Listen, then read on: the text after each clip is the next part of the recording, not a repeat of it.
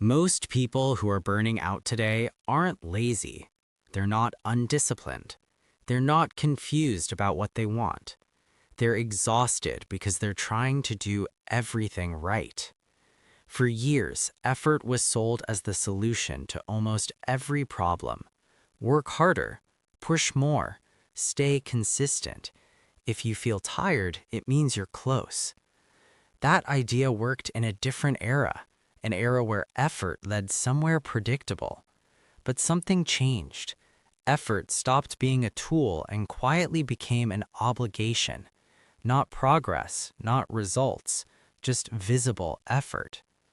Self-improvement used to be directional. You chose something to improve, focused on it, and stopped when it was enough. Now, improvement has no finish line. There's always something else to optimize. Your sleep, your focus, your mindset, your routines, your habits, your brand, your output. Nothing is ever done. Everything is in progress. At first, this feels empowering. You feel in control. You feel proactive. You feel like you're building something. But slowly, the rules change. You stop asking whether something actually matters. You start asking whether you're doing enough of it. Productivity tools multiply, metrics expand, expectations rise, and effort becomes the default response to discomfort. Feeling stuck? Add more effort. Feeling behind? Add more effort. Feeling tired? Add structure, add discipline, add another system. The problem is that effort triggers dopamine. The brain rewards action, not outcomes. Checking tasks off a list feels like progress. Posting updates feels like growth. Staying busy feels like movement. So even when nothing meaningful is changing, your brain tells you to keep going. This is how people end up running on an invisible treadmill. They're moving constantly, but they're not arriving anywhere. Burnout doesn't arrive suddenly. It creeps in quietly. First, enthusiasm fades, then focus weakens, then rest stops working. Sleep doesn't restore you anymore. Breaks feel too short. Days blur together. And because you're still functioning, you assume the problem is personal. You didn't manage your time well enough. You didn't rest properly. You didn't stay disciplined. But burnout isn't caused by poor time management. It's caused by effort without ownership.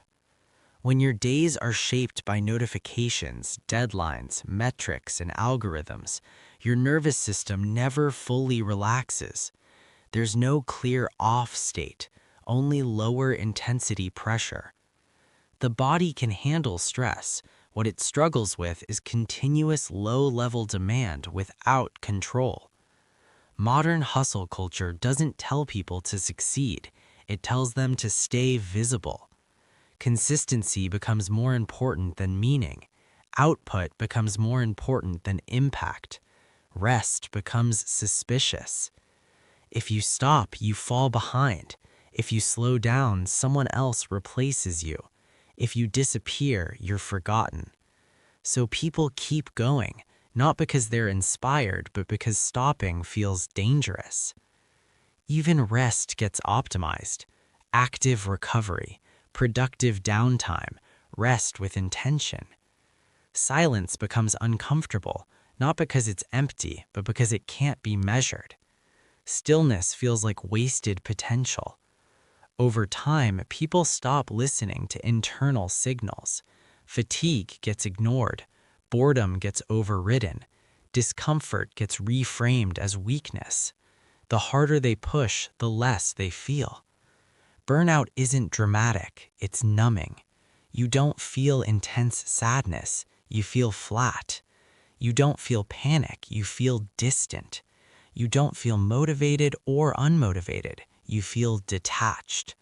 And the most dangerous part is that from the outside, everything still looks fine. You're doing the work, you're showing up, you're staying consistent. But internally, something has shifted. Identity becomes tied to effort. Worth becomes tied to output. Rest becomes conditional.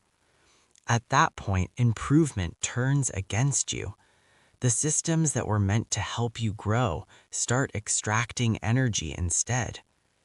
Burnout isn't the cost of ambition. It's the cost of ambition that never pauses to ask why. Trying harder doesn't fix that. It accelerates it. Because the solution isn't more effort. It's reclaiming control over where effort goes.